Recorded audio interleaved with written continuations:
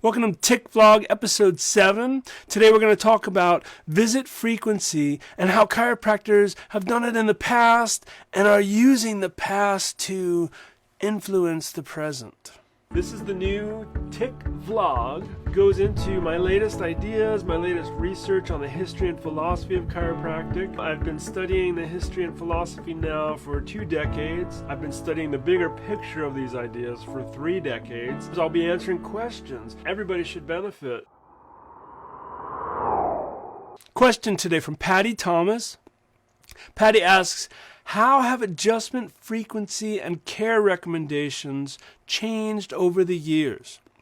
In 1897, D.D. Palmer said after someone had completed care, it would be good for them to come back and get checked once a year. So we know that was a standard that D.D. set in 1897. And then in 1902, B.J. Palmer advertised. He said, our cases are completed in 2 weeks. So that's what he said in 1902. But then after that, he had his degree for 1 year at that point, and then he practiced for another 50, 60 years. Right? 1961 is when he died. He ran the clinic since the 30s. He did his research, and he developed new protocols, new approaches, several different times based on his experience of working with thousands of people over the years, integrating different technologies.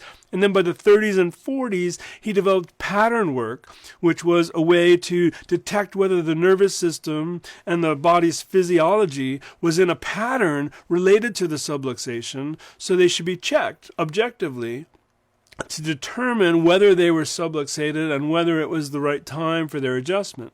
So his visit frequency changed dramatically. At that point, anyone could get checked as many times as they needed to determine whether they needed to be adjusted. So that changed the whole paradigm, really, of chiropractic in the 30s, 40s, 50s, 60s, into the 70s, 80s, and those paradigms kept on changing.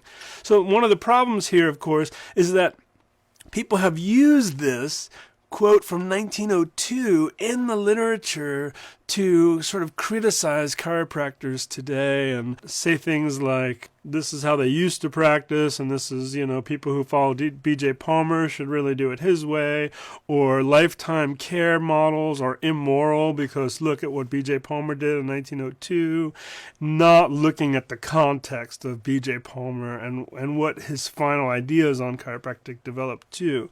Other models I think are really interesting in terms of frequency. In the 20s, the idea of chronic and acute chiropractic care developed really in a fine-tuned way.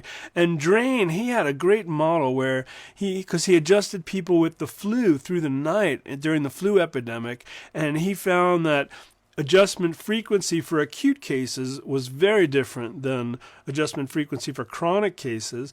And acute cases, especially people on their deathbed, needed even more frequent adjustments. And the chiropractor's job was to monitor the innate recoil and monitor how the body responded to the adjustment to determine whether 6 hours apart was appropriate or even closer together if someone was on their deathbed. So again, frequency models changed over the years. I know in the 80s, I think, or maybe the 70s, I think it was the 80s, the Parker seminars started to suggest the 3-2-1 model of start at 3 visits a week, then twice a week, then once a week. I know in network care, there was a similar model in the 90s that emerged based on the research when Epstein developed the levels of care protocols based on the qualitative, longitudinal, and retrospective studies.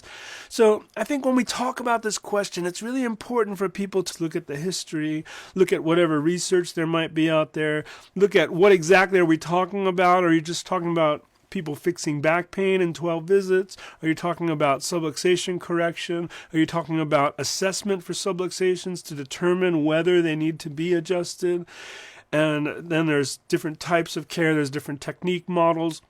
So before people jump off this deep end, which they've done in the literature, to suggest all these models should be thrown out the window for whatever reason you think you're right, you should look at the wider picture, look at the bigger context, and get all your facts and talk to people who actually practice this way. Because there's some really important pieces to the puzzles that get missed because people just assume too much.